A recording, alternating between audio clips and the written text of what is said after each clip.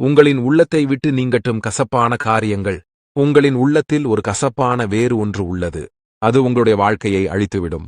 உங்களுடைய ஜெபத்திற்கு பதில் கொடுக்க விடாத அளவுக்கு தடுத்துவிடும். பின்னர் என்னால் அற்புதங்கள் செய்ய முடியாது. சிலருக்கு பக்கத்து வீட்டுக்காரனின் மேல் வெறுப்பு.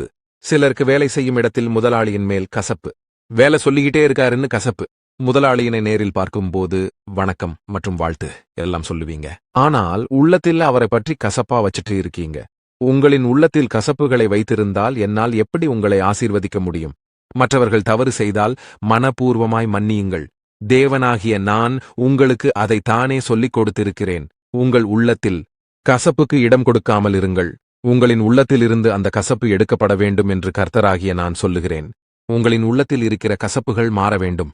நீங்கள் நின்று ஜெபம் பண்ணும்போது ஒருவன் மேல் உனக்கு ஒரு குறையோ, ஒரு வருத்தம், ஒரு துக்கம், ஒரு வேதனை, ஒரு கசப்பு உங்களின் உள்ளத்தில் உண்டாயிருக்குமானால், பரலோகத்தில் இருக்கிற உங்கள் பிதா உங்களின் தப்பிதங்களை மன்னிக்கும்படி அந்த குறையை நீங்கள் அவர்களுக்கு மன்னியுங்கள்.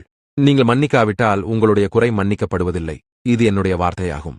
உங்களுடைய பாவம் மன்னிக்கப்படாமல் எப்படி உங்களுக்கு சுகம் கிடைக்கும்? எப்படி உங்களுக்கு ஆசீர்வாதம் கிடைக்கும்? எப்படி நீங்கள் பரலோக ராஜ்யத்திற்குள் போக முடியும்? நான் சொல்லுகிறேன், நீ ஒரு மனிதன் மீது கசப்பை வைத்துக்கொண்டு நீ என்னிடம் ஜெபித்தாலும் பலனில்லை.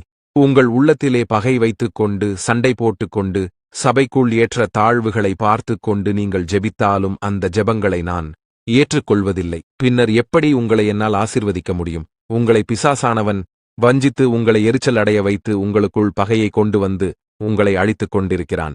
இன்று ஏன் அநேக என் ஜனங்கள் சுகம் பெறுவதில்லை?